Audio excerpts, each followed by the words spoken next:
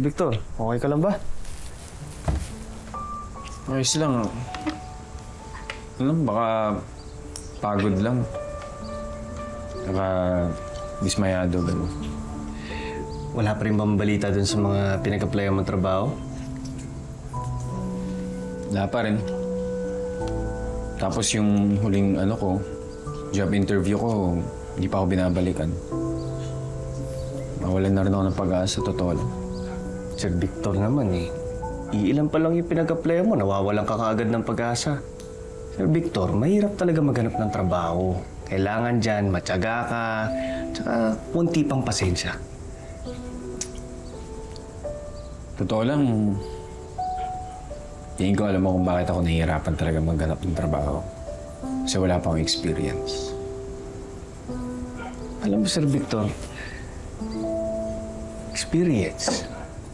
Minsan kasi, nasa pagbibenta lang din ng sarili yan Kahit na sabihin mong wala kang experience, meron kang kakayahan na hindi kaya ng iba.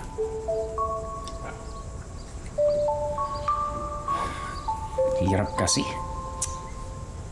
Ay, yan. Halika, turuan kita ngayon. Total, wala akong gagawin, wala na rin akong pasok bukas. Ikaw muna gagawin kong estudyante ngayon. Sigurado ka? Oo! Oh, sige. Game.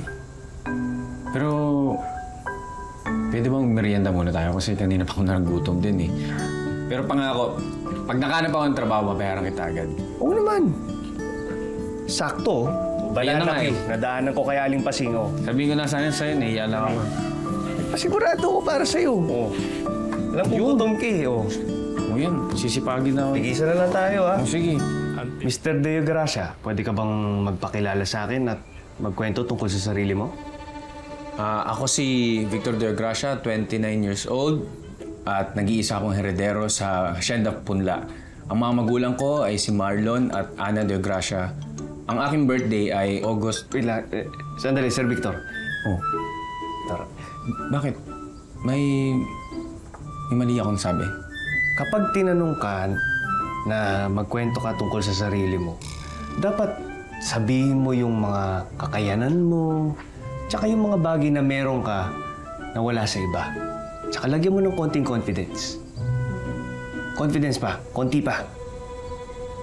Sige, sige. Isa pa. Isa pa. Mr. Deo Gracia, pwede ba magpakilala ka sa akin at magkwento tungkol sa sarili mo? Ako si Victor De Gracia, 29 years old. Marunong akong gumamit ng computer at lumaki ako sa asyenda, kaya marunong ako mag-manage ng tao. Ayun! Pwede yun. Magaling yun, Sir Victor. Pero kahit na confident ka, Sir Victor, dapat hindi pa rin tayo magtunog mayabang sa pagsagot mo. Sige. Tatandaan ko yan. Sige. Pero, Noli, pag tinanong nila ako pagdating sa kainaan ko, ano sasabihin ko?